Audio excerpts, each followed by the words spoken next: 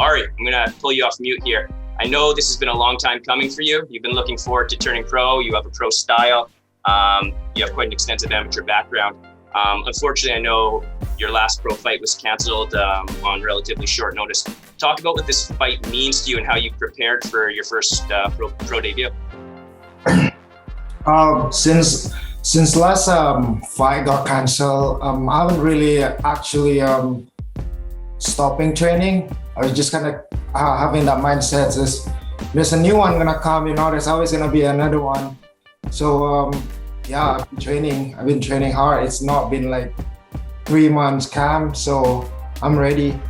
That's great. And I know you train at Rain City, and obviously there's been a number of restrictions here in BC kind of preventing people from getting ready. I assume you've been sparring and getting the rounds in leading up to this next weekend? Yeah. Restriction was kind of tough a bit, and then I have quite a bit of friends that have been helping me a lot, letting them training in their garage, training by myself. Sean been helping me here and there, like training outside when the gym's not open.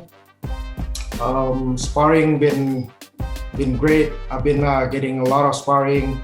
Been getting sparring from actually great athlete, Josh John, to name one that been helping me.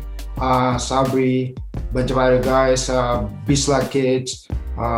Yeah, it's been a tough camp. So I feel I'm more than ready, That's great. I know you always come ready. I know you have a come forward, aggressive pro style to you already. You and your opponent both fought in the amateur sanctions of Boxing BC and Comsport. So what do you know about Rhett Gibbons? He's obviously got a height advantage on you. How do you plan on overcoming that height advantage next weekend? To be honest, I only watched Rhett couple of fights. I think he fought a couple of my teammates, one of my teammates twice. That's way back in, 5-7 years ago. After that, I don't really know how he fight. I'm pretty sure he evolved. He probably fight better now, and I expect to be a good fight. Bring it on, Fantastic. Well, appreciate that. And speaking of Rhett, we'll turn things over to you. Rhett, I know you've been around the sport for a long time as an amateur as well in Comsport and Boxing BC. You've been heavily involved. You took some time away from the sport, as we've discussed.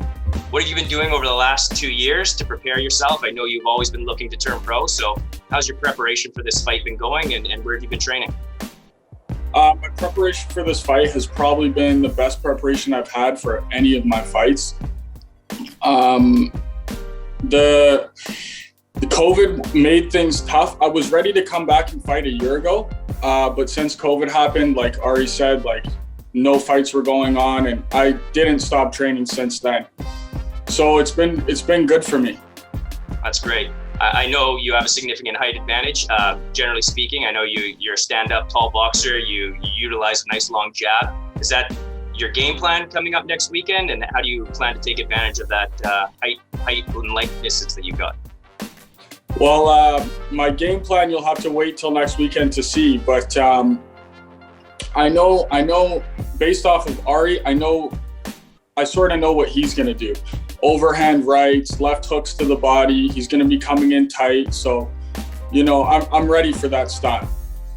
That's great. Before we open it up to the next fight, just any final words, any predictions on the fight? I think it's going to be an action-packed fight, and maybe the most exciting fight of the night. That's great. Well, good luck to both of you guys.